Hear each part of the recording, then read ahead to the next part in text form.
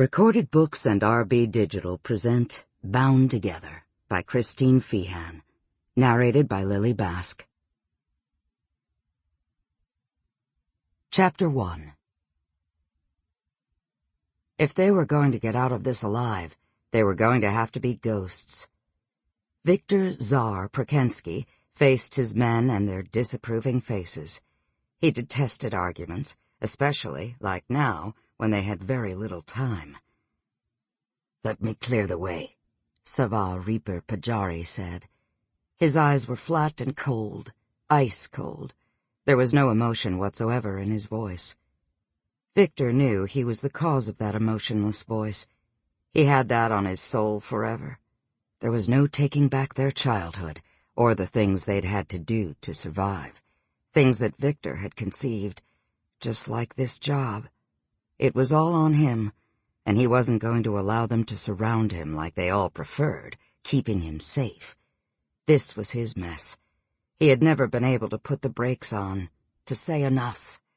For him, it was never enough, and where he went, the others followed. "Not happening," he said, his voice low, terse.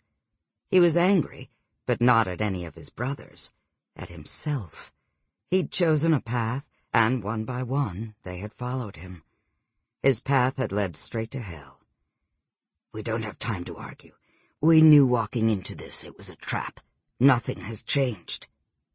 Dmitri Storm Koval sighed heavily. "We all voted Tsar, just like always. Stop trying to carry us on your shoulders. We chose this life, all of us."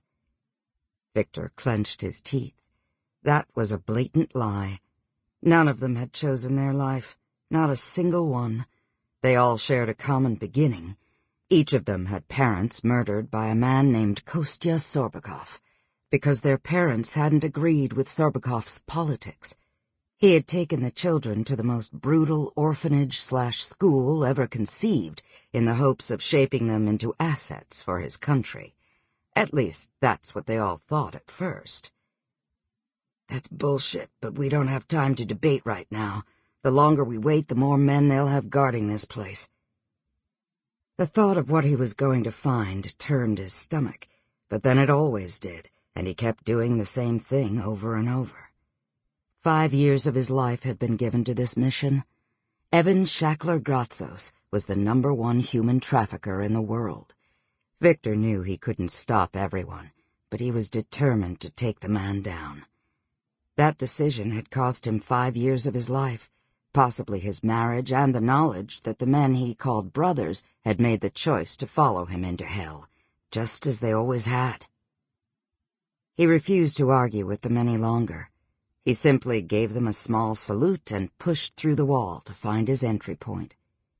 The warehouse, where a chapter of the infamous Sword Motorcycle Club had set up shop, already renting out the young girls they'd acquired only a scant 2 to 3 weeks earlier, was in the industrial district. They moved the girls often in order to stay one step ahead of the cops. This time, they had more new girls, most between the ages of 11 and 16, just the age Evan preferred to add to his stable. They lasted longer. Right now, they were training the new girls, which meant beatings and rape to get them to the point where they felt hopeless and so afraid they would do anything they were told. Viktor knew what that was like. They all knew, and yet for 5 long years they'd ridden with the scum, wore their colors and defended them when they went to war. For these moments.